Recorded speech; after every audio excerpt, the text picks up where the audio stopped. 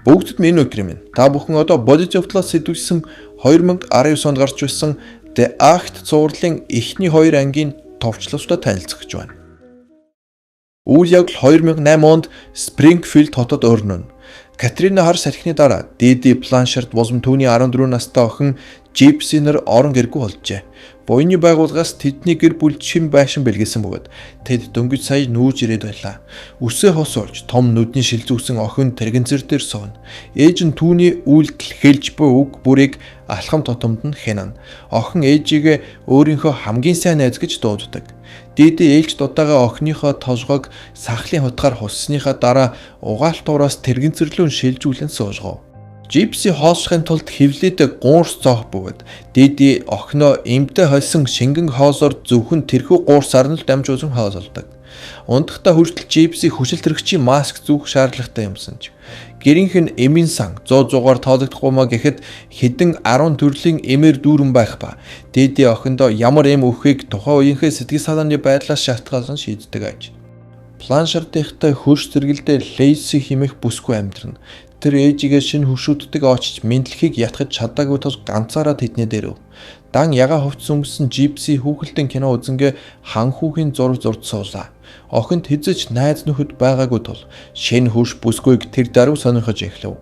Лейси орон нутгийн эмнэлэгт сайн дурын ажилтнаар ажилладаг ба тэд заримдаа өвчтнүүдийг баярлуулахын тулд дүр товрох үйл ажиллагаа зохион байгуулдаг гин. Тиймээс тэр Gypsy-гийн нүрийгч бас бодож өгөх санаж тавьсанд охин баяртайгаар зөвшөөрөв. Лейсиг найз залуутай гэдгийг сонсоод Gypsy маш ихээр гайхаж догтлон. Тэр өмнө Disney гүнжнэрийн дүр товрох буюу косплей хийхийн тулд бас нүрээ боддог байжээ. Харин болонгийн цаанаас Диди энэ бүх үйл явцыг төгшүүртэйгээр ажиглан зогсов. Gypsy өөрийнхөө нүур бодолтод маш их сэтгэл хангалуун байлаа.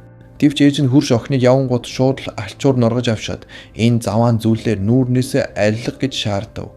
Түүнийг ийм их бодог шунх нялхад хит балчаар байна гэж ээж нь хэллээ. Gypsy-гийн нүдэнд ножимс цэлэгнэв. Тэр бусадтай л адил байхыг хүсдэгч ээж нь түүнд зөвшөөрдөггүй. Дараагийн өдөр нь Диди охинтойгоо хамт Лейси болон түүний найз залуутай мэдлэхээр гарав. Лейсигийн ээжийг Мэл, нөгөө хөрш хар эмэгтэйг нь Шэрлэ гэдэг.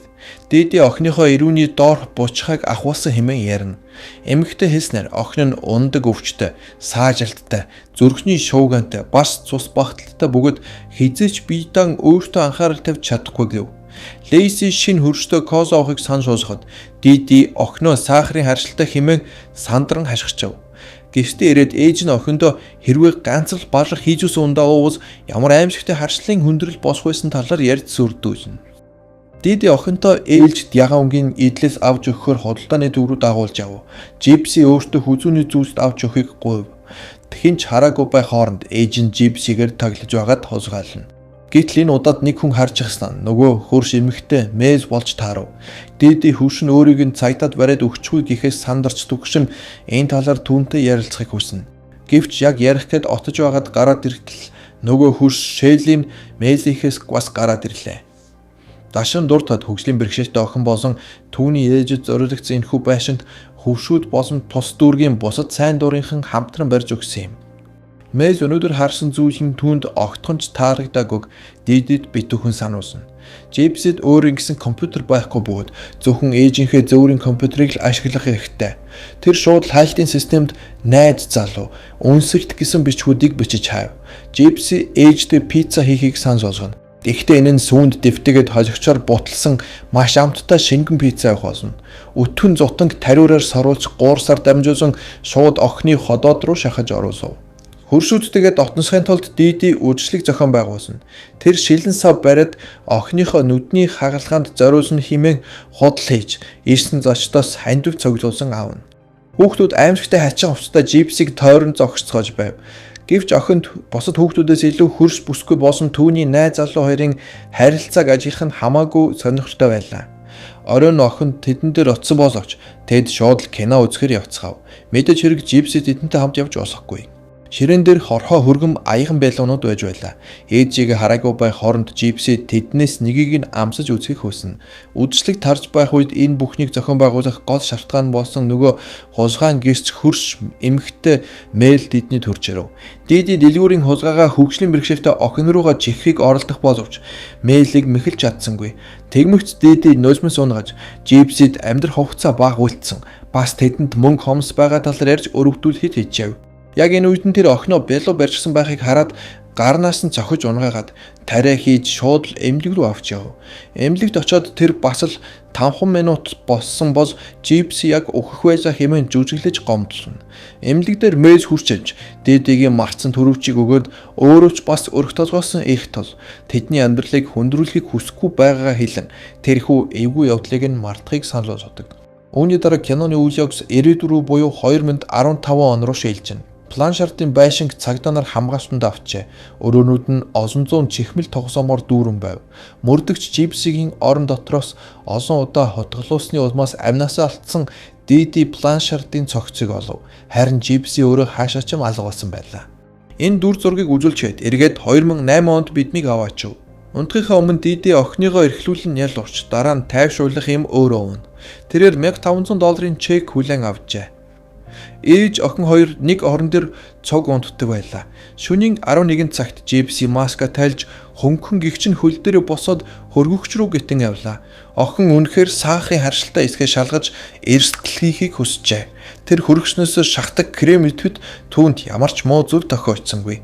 Охин ингэсний учир нь тэрээр эмнэлэгт байхдаа ээжийнх нь өгдөг юмнууд аль хэдийн маш их сахарын агуулмжтай байдгийг, тиймээс амттан эзэн ч ямар ч асуудалгүй гэдэгт эмч ээжтэй ярихыг сонссон байлаа. Түүнээс гадна байнга суугаа байснаас болж түүний бие нь хөшөж хилдэг аж. Ээж нь Жипсиг хөл дээрөө зогсож байгааг гардаж бариад шууд орондоо орж маска зүүгэж уурлав. Жипси нүдэндээ нулимстайгаар унтахаар хэвтлээ. Ингээд кадр солигдож эргээд 2015 он. Цогдорсон хуршууд Жипсигийн урт гифчийн өвчий жагсаалтыг санахыг хичээцгэн. Ийм биеийн байдалтай байж тэр яаж хаашаа зугтаж чадах вэ гэж ярилцав. Одоо харин 2009 он. Жилийн дараа гэхэд охин Кока-Колаг савнаас нь шууд ууж байгааг үзүүлнэ. Үүгээрч зогсохгүй заримгийг хувингаар нь чихрийг атгаар нь эдэд суун. Үүнийхээ хажуугаар нүүр бодолтын бичлэгч нууцаар үзэж байв. Дидиг маш ихээр баярлуулсан захиа ирэв. Жипси Спрингфилд хотын оны шилдэг хүүхдээр шалгарчээ. Энд гайхах зүйл байсангүй. Ээж нь түүний талаар маш их өрөвдөлтөй зүйлс бичиж олон тийш нь явуулсан тул хүмүүс охиныг хахаар цуглархан тодорхой байлаа. Чихэрлэг зүүж нууцаар хэлцнээсээ болж удалгүй Жипси шүд цоорох болон шүдний өвчин ямар байдгийг мэдрэв. Диди охиныхоо ходоодны хүчил ихснээс болж шүд нь муутсан гэдэгт итгэлтэй байлаа. Харин ходоод гидсниймч охины ирүүний доор бучхайг ахуулсан гэдэгт итгэхгүй байв. Охин маш сайн залгиж чадаж байсан тул ходоодонд нь зоосон гуурсыг авч босхоор байна гэж хэлсэн юм. Энэ мэдээнд охин маш их баярсан хэдиж ээж нь ууршиж өөртөө санал нийлэх өөр эмч хайхыг илүүд үзв. Эцэст нь эмч охинд ходоодны хүчээс бууруулах эм бичиж өгөөд явууллаа. Хожим нь тэрхүү эмч охиныг үздэг хүүхдийн эмчтэй холбогдож охины зузаан гихчийн өвчний түүхэнд бичигдсэн өвчнүүдээс ядаж нэгэн ч олов батлагдсан эсхийг лавсав. Диди эмнэлгээс гарч байхдаа жор бичдэг хууцнаас багцаар нь хулгайлсан юм. Охин нь машинд орж ирээд надад одоо энэ гуурс хэрэггүй юм биш үү гэж асуухад ээж нь уурлаж түүнээс хойш эмч нартай зөвхөн ганцаараа ярилцаж бай гэж шийдэв. Ингээд 2015 онд эргэн очиж шүүх эмнэлгийн шинжээч цогцыг шинжиж байх зур хөршүүд нь хинд Дидиг хөнөөх шалтгаан байсан бэ гэдгийг тааж тунгаацгаана. Энэ кадрын дараа эргээд 2009 онд ирж Жипси шүдэ угааж байх үед нь нэг шүд нь унчив. Тэр маш их айлаа. Өглөө болж Диди охиныгоо 7 төрлийн им шингэнтэй хольсон мега коктейло бэлгэдэв. Энэ бүхэн шууд охины ходоод руу орно. Охин хашаан дотор тоглох огт руу атаархангүй хард суулаа. Ээж нь түүнийг бодолцсон. Тэрэгэн цагтаа охиноо хөвшүүд рүүгээ очихыг зөвшөөрөв. Лейсигийн өрөөнд хоёр найзаас нь гадна нэг гөлөг байхыг хараад Жипси маш их баярлав. Охид Жипсигийн шүдийг хараад ямар амар муутсанг нь гайхан цочорч цоосон юм. Жипси шөнөөр босож амттан иддэг явдлаа хүлээн зөвшөөрсөн бөгөөд ээж нь үүнийг мэдчихгүй гэхээс маш их айж байгаагаа хэлэв. Энэ хооронд нь доктор Лакшми Чандра Жипсиг эмчиж байсан эмчнэр рүү залгаж түүний эмчилгээний нарийн шинжнийг тодруулна. Планшартынханд нийгмийн ажилтан гэртнэрв. Диди охиндоо яаралтай маш гашуун юм уулгасан бөгөөд үүнээс олж охин нь татуулзаж байлаа. Элисон гэдэг нийгмийн ажилтанд хийдэд ирсэн шалтгаан нь Жипсигийн аюулгүй байдалд санаа зовсон нэгэн хүнээс гомдол ирсэнтэй холбоотой байв. Нийгмийн ажилтан уйлж унжиж буй ээжийг нь огтхонч тоосгүй байшинг анхааралтай шалгах аж. Диди Жипсиг угаалгын өрөөнөөс түрж гаргаж ирэв. Эмийн үчирхий аль хэдийн ихэлсэн тул охин манарсан байдалтай байлаа. Нойрмог Жипси асуустанд маш удаан манараа байдалтай хариулна. Ээж нь эмнэлгээс хулгайлсан Жорын бичвэ ил орхисноо ойлгон сандарч эхлэв. Байшингийн өмчлөг их буусан. Даатарсан өөр хүмүүсийн нэрээр бүртгэлтэй босох нь илэрсэн юм. Жипсигийн хуучин өвчний түүхийн нэгэн адил Диди энэ бүхнийг Катрина хар салхируулж эхлэв. Гамшигын дараа бичиг баримтын бодлын дарсан гэх мэтэр тайлбарлах гэж оролдов. Шалгалтын хүнийг явахад Диди хин танд гомж гаргасныг би огтхонч ойлгохгүй юм.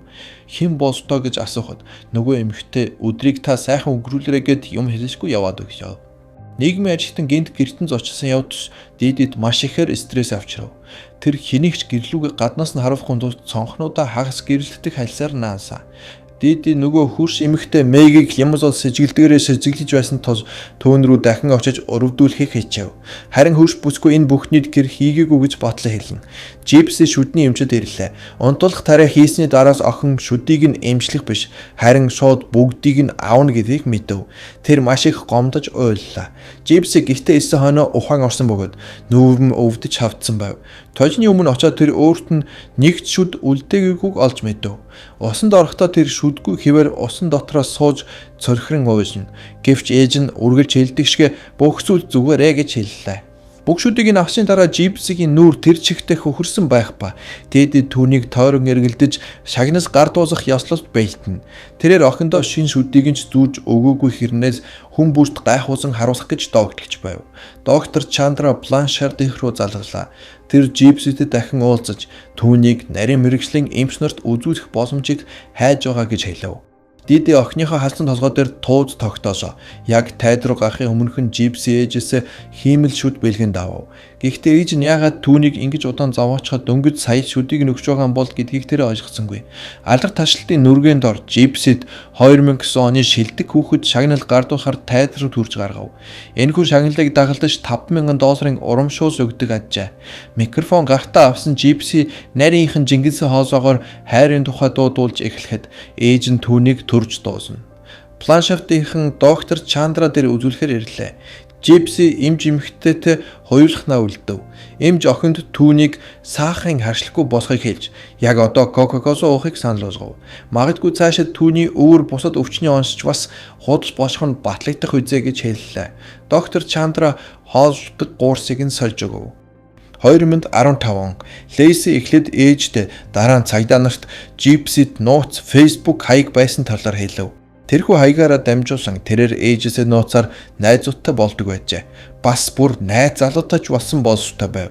Ингээд буцаад 2009 оныг үзүүлэхэд Жипси ээлжид нэгэн хэрэггүй тогсоомоо орон дээрээ тавилаа. Тэр цаашид ээжтэйгээ хамт балаа доонууд дуулахыг хүсэхгүй байгаа бөгөөд өрөөндөө орж хаалгаа төгсснээр 2 дугаар анги төгсөв. Хэрвээ та бүхэнд Жипси Планшард болон түүний ээжийн эрүүл сайхан гэр бүлийн харилцааны тухай бодит түүхээр хийсэн энэ цувралын өргөжлөл сонирхолтой байвал сэтгэгдэл хэсэгт бичиж үлдээгээрэй.